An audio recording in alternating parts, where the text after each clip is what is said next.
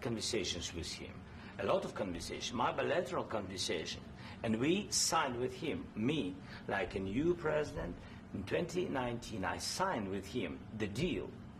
I signed with him, Macron and Merkel, we signed ceasefire. Ceasefire. All of them told me that he will never go. We signed with him with gas contract. Gas contract. Yes, but after that, he broken this ceasefire. He killed our people, and he didn't exchange prisoners. We signed the exchange of prisoners, but he didn't do it. What kind of diplomacy, JD, you are speaking about? What do you mean? I'm talking about the kind of diplomacy that's going to end the destruction of your country. Yes, but if you Mr. President, with respect, I think it's disrespectful for you to come into the Oval Office and try to litigate this in front of the American media. Right now, you guys are going around and forcing conscripts to the front lines because you have manpower problems. You should be thanking the President for trying to bring an end to this conflict. Have you ever been to Ukraine that you say what problems we have? I have been to. Come once. I've actually watched and seen the stories, and I know what happens is you bring them on a propaganda tour, Mr. President. Do you disagree that you've had problems bringing people into your military? And do you think that it's respectful to come to the Oval Office of the United States of America and attack the administration that is trying to prevent the destruction of your country? A lot of questions. Let's start from the beginning. Sure. First of all, during the war, everybody has problems, even you, but you have nice ocean and don't feel now, but you will feel it in the future. God bless. You don't know that. God bless. You God bless. You will not have a war. Don't tell us what we're going to feel. We're trying to solve a problem. Don't tell us what we're going to feel. I'm not telling you. Because you're in no position to dictate that. That's exactly what you're doing. You're in no position to dictate what we're going to feel.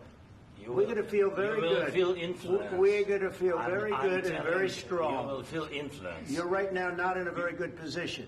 You've allowed yourself to be in a very bad position, and he happens to be right about it. From the very beginning of the war. You're not in a good position. You don't have the cards right now.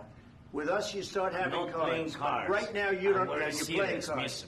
You're playing cards. You're gambling with the lives of millions of people. You're gambling with World War III. You're gambling with World War III. And what you're doing is very disrespectful to the country, this country. That's back to you. Far more than a lot of people said they should have. Have you said thank you once? This entire meeting? No, in this entire meeting, you said thank you. You went to Pennsylvania and campaigned for the opposition in October. Offer some words of appreciation for the United States of America and the president who's trying to save your country. Please, you think that if you will speak very loudly about the war, you can... He's not speaking loudly. He's not speaking loudly. Your country's in big trouble. Can I Wait a answer? minute. No. You've done a lot of talking. Your country is in big trouble. I know. You're not winning. You're not winning this. You have a damn good chance of coming out okay because of us. Mr. President, we are staying in our country, staying strong from the very beginning of the war. We've been alone, and we are thankful. I said thanks you haven't in been this alone. cabinet. You haven't been alone. In this cabinet. We gave you, through this stupid president, $350 billion.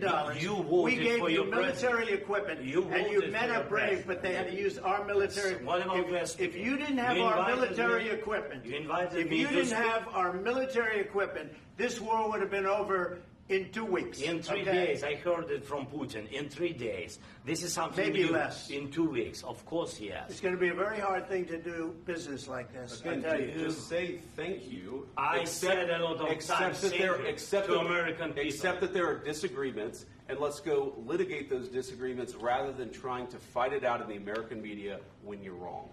We know that you're wrong. But you see, I think it's good for the American people to see what's going on. I understand, sir. I think it's very important. That's why I kept this going so long. You have to be thankful. You don't have the cards. Thankful. You're buried there.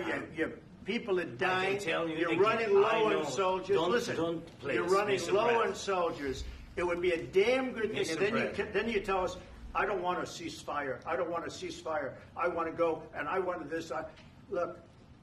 If you could get a ceasefire right now, I tell you, you take it so the bullets stop flying and your men stop getting killed. Of course, we want to stop the war. But you're saying you don't want a ceasefire. But I said to you, I want a ceasefire. With guarantees. Because you'll get a ceasefire faster than an agreement. Ask our people about ceasefire, what they think. That wasn't with me. For you what that wasn't with me. That was with a guy named Biden, who was not a smart person. That was with Obama. It was your president. Excuse me. That was with Obama, who gave you sheets, and I gave you javelins. Yes. I gave you the javelins to take out all those tanks. Obama gave you sheets. In fact, the statement is Obama gave sheets and Trump gave javelins. You got to be more thankful, because let me tell you, you don't have the cards. With us, you have the cards. But without us, you don't have any cards. One more question.